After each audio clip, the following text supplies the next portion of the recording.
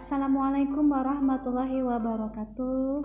Halo anak-anak yang soleh dan soleha, selamat pagi. Apa kabarnya hari ini? Insya Allah, alhamdulillah, luar biasa. Tetap semangat, Allahu Akbar. Anak-anak, pembahasan materi yang Ibu sampaikan masih tetap tema 2 ya, menyayangi tumbuhan dan hewan. Subtema 2, manfaat hewan bagi kehidupan manusia. Dan pembelajaran 3. Tujuan pembelajaran hari ini: 1. Menirukan gerakan kucing, menentukan pesan dalam dongeng, dan menyelesaikan soal cerita. Pernahkah kalian melihat kucing? Pasti semua sudah pernah lihat ya. Kucing adalah hewan jinak yang dipelihara manusia. Banyak manfaat dari memelihara kucing. Kucing sebagai teman bermain, dapat menghilangkan stres dan menghalau tikus. Ibu Beni suka kucing, namun tidak memelihara kucing. Kucing-kucing liar sering berkumpul di rumah Beni, sebab ibu sering memberi makan kucing-kucing yang datang ke rumahnya. Beni sering memperhatikan tingkah kucing-kucing yang ada kalanya mereka bermain dengan tirai yang tertiup angin. Seringnya mereka bertengkar saat makan. Gerakan kucing-kucing itu lucu dan menggemaskan. Kita menirukan gerak kucing yuk. Praktekkan ya. 1. Gerakan kucing mencakar-cakar. 2. Gerakan kucing menangkap tikus. Dan 3. Menggabungkan antara gerakan mencakar-cakar dan gerakan menangkap tikus. Menari berarti melakukan gerakan. Gerakan tarian dapat dilakukan dengan seluruh anggota tubuh, mulai kepala hingga kaki. Gerakan tarian dapat dilakukan dengan menirukan gerakan hewan. Dari berbagai gerakan hewan dapat dikombinasi menjadi bentuk tarian. Tarian yang menirukan gerakan hewan, misalnya tari kupu-kupu. Beni sedang membaca majalah tentang harimau. Harimau adalah salah satu hewan buas. Tempat hidupnya di hutan belantara. Jumlah harimau di dunia semakin berkurang, maka harimau termasuk binatang yang dilindungi. Kisah petani dan anak harimau. Di sebuah desa di Pulau Jawa tinggallah seorang kakek. Ia terkenal baik hati dan ramah, namanya Ki Maulaya. Para warga desa sangat segan dan mengagumi beliau. Sifatnya yang arif dan bijaksana sering dijadikan tempat bertanya ketika ada perselisihan. Suatu hari Ki Maulaya pulang dari sawah. Di tengah-tengah perjalanan menuju rumahnya, Ki Maulaya terhenti oleh suara yang didengarnya. Ia pun mencari dari mana suara itu berasal. Dia menemukan sebuah lubang jebakan. Dilihatnya ada 3 ekor anak harimau yang terjebak dan tak bisa keluar. Melihat bahwa binatang yang dia temukan bisa membahayakannya, dia pun tertegun sejenak. Setelah beberapa saat terpaku, Ki Maulaya dapat menekan rasa takutnya.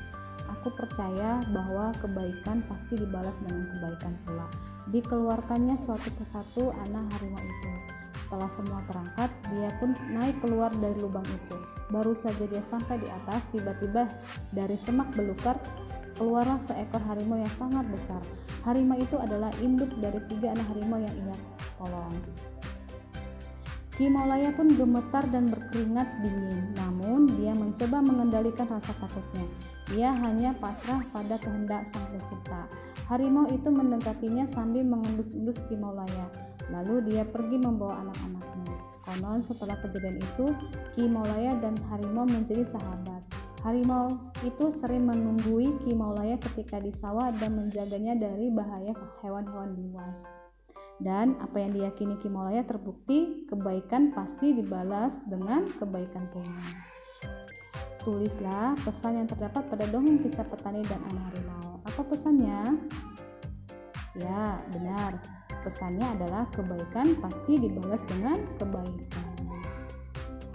Sore hari, Beni memasukkan ayam-ayamnya ke kandang. Ia menemukan beberapa telur di dalam kandang. Ia sedang berpikir bagaimana jika telur itu ia simpan dalam beberapa tempat. Beni memiliki 20 telur ayam. Ia ingin menyimpannya ke dalam 5 kotak.